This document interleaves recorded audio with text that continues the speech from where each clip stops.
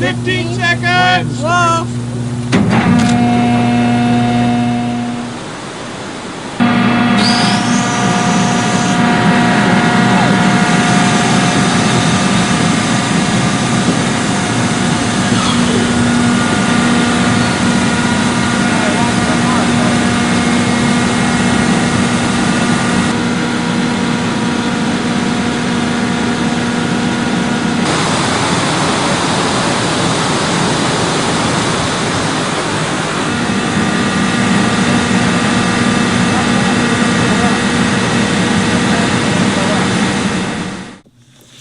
The modern world is full of instances of natural habitats and ecosystems being sacrificed for gains in the human population.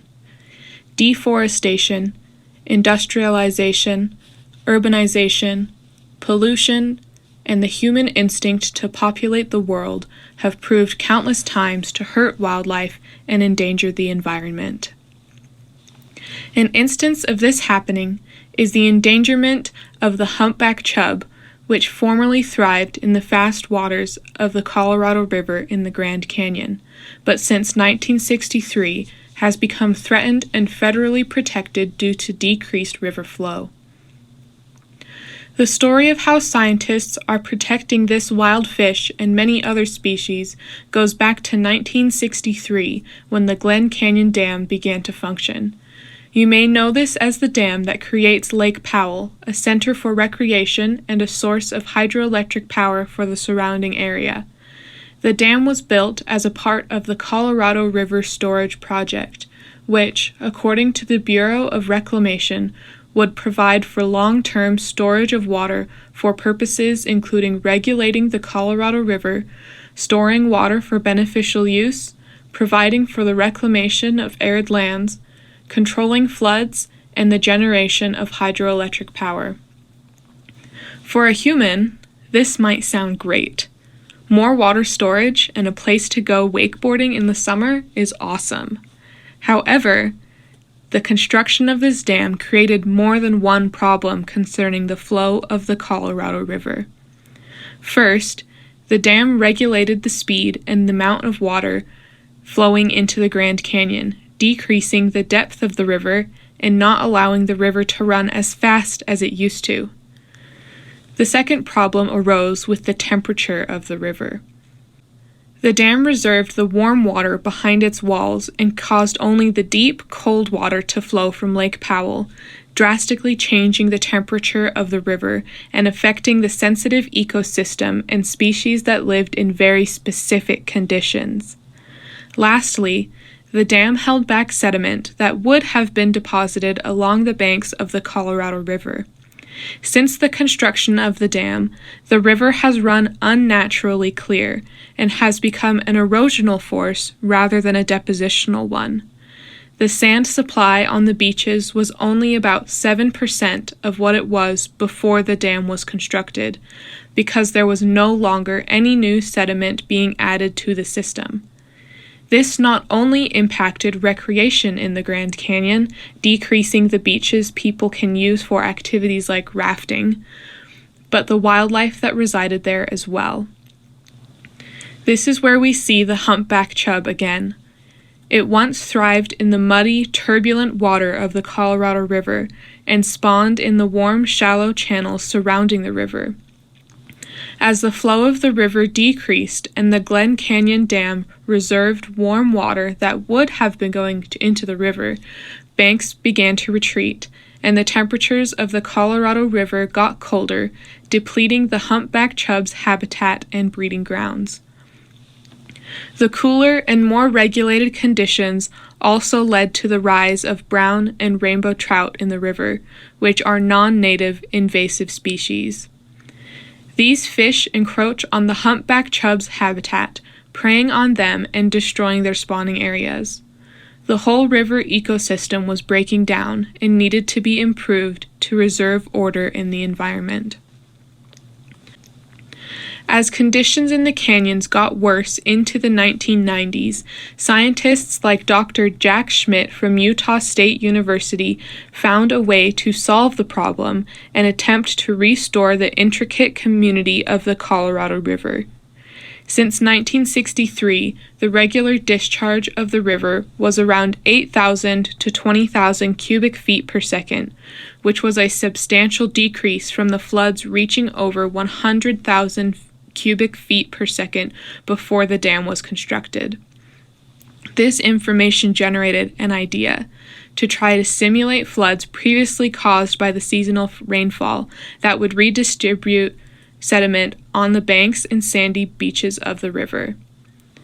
Dr. Schmidt and his team, along with the U.S. Geological Survey, made a plan in 1996 to deliberately flood the Grand Canyon. They pumped an extra 1,290 cubic meters per second of water down the canyon for a week, raising the water levels to 4 times the usual, hoping to resuspend and redistribute sediments throughout the river. In the beginning, the experiment was a success. New beaches were formed from the deposited sediment. The agitated load provided nutrients for plants and helped improve conditions for fish. The banks of the river started to be rebuilt.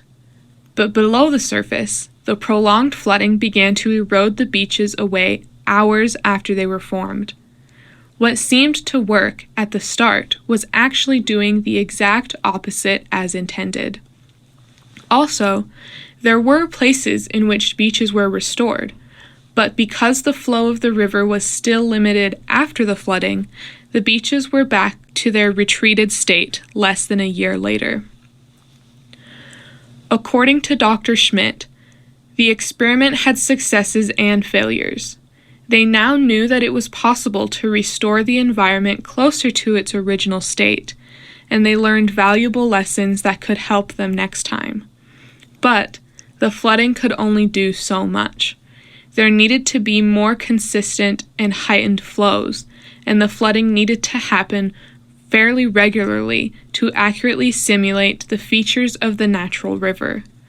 They also found that the flooding was incredibly expensive and ran into the question if continuing the project was worth the cost.